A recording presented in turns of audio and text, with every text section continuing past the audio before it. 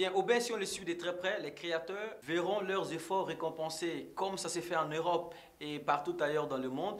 Lorsque vous avez l'imagination aussi fertile, il n'y a pas de raison que vous ne viviez pas bien. Eh bien, Christelle, ainsi se présente le visage de votre magazine On garde le contact lundi, mardi et mercredi.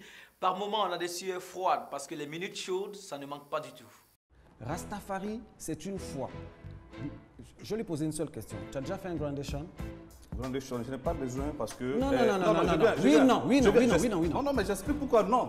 Je n'ai pas besoin parce que... Tu as déjà fait un sabbat? Sabbat, je connais sabbat devant. Mais tu as déjà fait? Mais je n'ai jamais participé parce que ce n'est pas... Écoutez. Donc, comme on m'a posé la question, je termine. Laisse-moi terminer parce que tu avais la parole. Et ça va nous permettre aujourd'hui, une bonne fois pour toutes, de tirer un trait sur ce mensonge qui existe autour du Rastafari. Laissez-moi vous dire une chose. Vous savez, je trouve ça limite insultant. Moi, je peux avoir mon opinion sur l'islam. Mais n'étant pas musulman, je ne peux pas dire aux musulmans, voilà comment on pratique l'islam.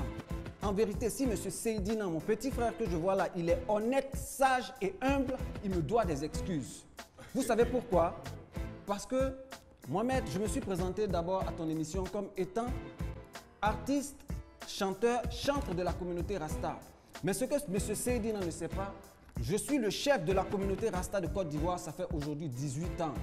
Et M. Seydina parle du grand mouvement Rastafarisme. Écoutez-moi bien, hein, je fais toujours la différence entre le Rastafarisme, j'appuie sur le zim et le Rastafari. Moi, je suis un Rastafari, c'est-à-dire une foi, donc comme une religion. Nous avons des congrégations à travers la terre entière, du Japon en Chine jusqu'en Europe. Je participe à des Groundations depuis 18 ans à travers le monde entier. Écoutez-moi, laissez-moi finir, laissez-moi finir. Quand on me dit que ce n'est pas une foi et que tout le monde est Rasta, je trouve ça limite insultant. Parce que Rastafari, écoutez, Rastafari c'est d'abord le nom de quelqu'un. Comment Seydina, écoutez-moi. Donc vous êtes d'accord avec moi que je suis musulman, mais je ne crois pas en Mohammed. Non, c'est pas possible. Je suis musulman. Regardez l'islam est une religion. Monsieur Seydina, vous n'êtes maintenant, le Rastafari n'est pas une religion. Vous n'êtes qu'un menteur. Non, c'est pas grave. C'est une religion. Le Rastafari n'est pas une religion. Je vous emmène, Attendez, s'il te plaît. Le Rastafari porte le nom de Haile Selassie.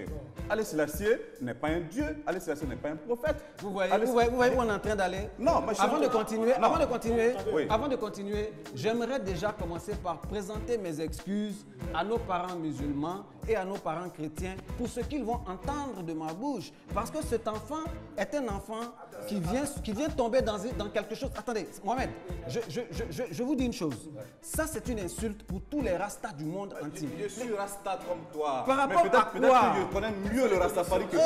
Oh mon Dieu! Parce que le Rastafari, je le connais mieux que toi. Parce que le Rastafari ne vient pas de où? Parce que le Rastafari vient. Haile Selassie lui-même est jeune dans le Rastafari, il est nouveau dans le Rastafari. Le Rastafarisme, écoutez, je vous laisse parler parce que ça manque tellement de sagesse que je préfère pas discuter. Le Rastafarisme, c'est, s'il te plaît Mohamed, il faut qu'on soit très clair là-dessus. Le Rastafarisme est le développement de l'Afrique, c'est-à-dire que l'Égypte ancienne a été... Non, je viens. L'Égypte ancienne qui a été freinée par l'esclavage. Donc, dans la mesure où... Non, que je finisse, but de faire. Tu n'es pas un Rasta. Mais tu étais ici. Voilà, tu étais ici. Tu n'es pas un Rasta. C'est un débat entre Rasta. Maintenant, non. Pour dire... Franchement, je suis déçu. Non. Je l'ai respecté longtemps cet enfant. Je suis déçu. Toujours à l'écoute de la critique et des suggestions, en 2015, il y aura des améliorations sur le programme. On nous a souvent de fois reproché l'absence de visage féminin sur le plateau. En 2015, on va corriger cela. Et aussi, de nouvelles rubriques vont faire leur entrée. Vous allez être vraiment servis. Toute l'équipe travaille à cela. Fatou Koulibaly, Patrick Ndjaka, Ismaël Diop, Guy Defer, Aubin Monfeilly. Je vais dire, tous ceux qui sont dans le QG, dans le premier cercle, travaillent en ce moment précis même pour que à la reprise, tout se passe bien. Pour l'instant, on garde le contact, marque 2 semaines de pause. Vous aurez l'occasion de voir les temps forts de 2014 défiler dès le lundi prochain.